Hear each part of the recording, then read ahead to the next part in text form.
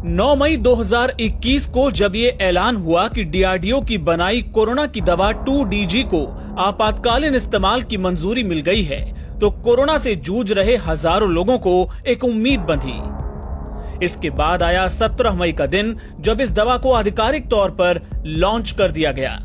केंद्रीय स्वास्थ्य मंत्री हर्षवर्धन और केंद्रीय रक्षा मंत्री राजनाथ सिंह ने दवा को लॉन्च किया। उस समय बताया गया कि दवा के 10,000 डोज तैयार हो गए हैं और लोगों के लिए ये जल्द उपलब्ध हो जाएंगे। लेकिन आज 10 दिन से ज्यादा बीत गए, pharma company doctor Reddy's laboratory में मैन्युफैक्चर होने वाली ये दवा अभी तक बाजारों में ढूंढे नहीं मिल रही। दवा लॉन्च होने के बाद से ही डॉक्टर कोविड मरीजों को ये दवा लिख रहे हैं, लेकिन क्या फायदा जब दवा मिल ही नहीं रही।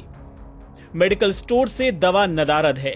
शुक्रवार को दवा की कीमत के बारे में भी जानकारी सामने आ गई।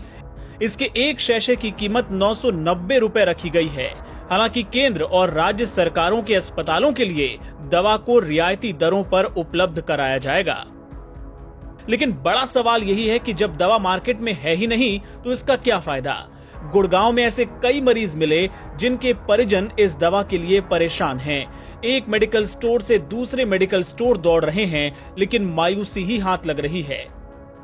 ऐसे ही एक शख्स कौशल कुमार ने हमें बताया, मेरे 57 वर्षीय पिता वेंटिलेटर पर हैं। मुझे डॉक्टरों ने कहा कि ये दवा बेहद जरूरी है।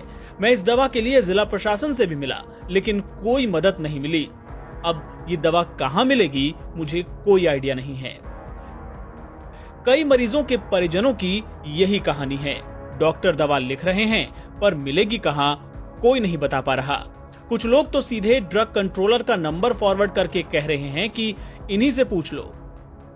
इस सिलसिले में जब हमने गुड़गांव के district drug controller Amandeep Chauhan से संपर्क किया, तो उन्होंने बताया कि इस दवा के जून के दूसरे हफ्ते के बाद ही मार्केट में आने की उम्मीद है। ऐसे में लोग सवाल पूछ रहे हैं कि जिस वक्त आम मरीजों को इस दवा की सबसे ज्यादा जरूरत है, अगर उस समय ये उपलब्ध ही नहीं है, तो आखिर इसे लॉन्च करने का क्या फायदा। या तो दवा तभी लॉन्च की जाती जब सप्लाई के लिए ये पर्याप्त मात्रा में उपलब्ध रहती। लोग ये आशंका भी जाहिर कर रहे हैं कि दवा के सीमित स्टॉक तक फिलहाल सिर्फ प्रभावशाली लोगों की ही पहुंच है। कुछ लोग तो इसके ब्लैक मार्केटिंग की आशंका भी जाहिर कर रहे हैं। एनबीटी ऑनलाइन की रिपोर्ट।